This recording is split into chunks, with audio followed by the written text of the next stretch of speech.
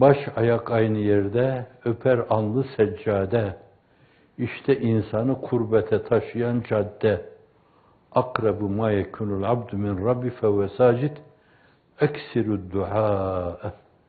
Başınızı yere koyduğunuz zaman o ricalde bazı kimselerin sergüzeştileriyle, ibadet alanındaki sergüzeştileriyle alakalı durumlarını ifade ederken ayakta duruyordu, galiba rükû unuttu diyorlar.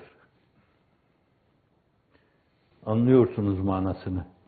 Rükûa gidiyor, galiba bu adam ayağa kavmeyi unuttu falan diyorlar.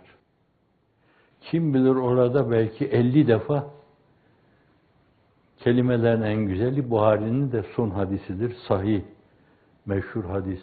Kelimetani hafifetani alel lisan, sakilatani fil mizan, habibetani iler rahman. Subhanallahi ve bihamdi subhanallahil azim. Aynı zamanda bu tevhid-i has, tesbih-i hası ifade etmenin yanı başında isteyniyete de delalet etmesi itibariyle Hazreti Pir-i Mugan o ufku ihraz edenler için esas söylenmesinin bir şey ifade edeceğine dikkati çekiyor. Evet, tam tevhid içinde esas isneyniyeti de hakaikül eşya sabitetün hakikatini de unutmama mevzu. Çünkü birinde tam takdis var, bir yönüyle her şeyi silme, her şey ondan gelen, peşi peşine gelen karelerin birbirini takip etmesinden ibaret. Hazreti Muhiddin'in vücut mülahazasını bu mülahazaya bağlayabilirsiniz. Hazreti İmam Rabbani Hazretlerinin şuhud mülahazasını buna bağlayabilirsiniz.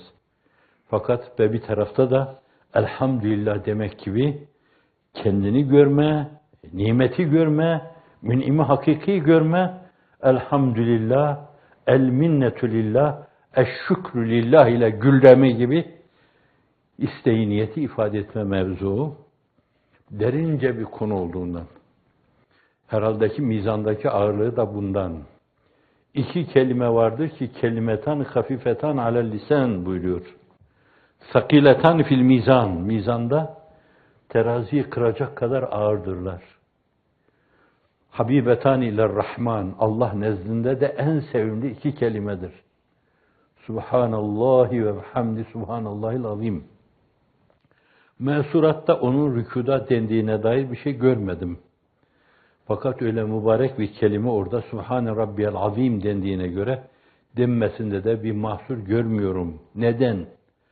İnsan bir asa gibi kendini nefyetme adına ilk adımı atıp asa gibi büküldüğü anda bence evvela o tesbihi demeli. Subhanallahi ve bihamdihi.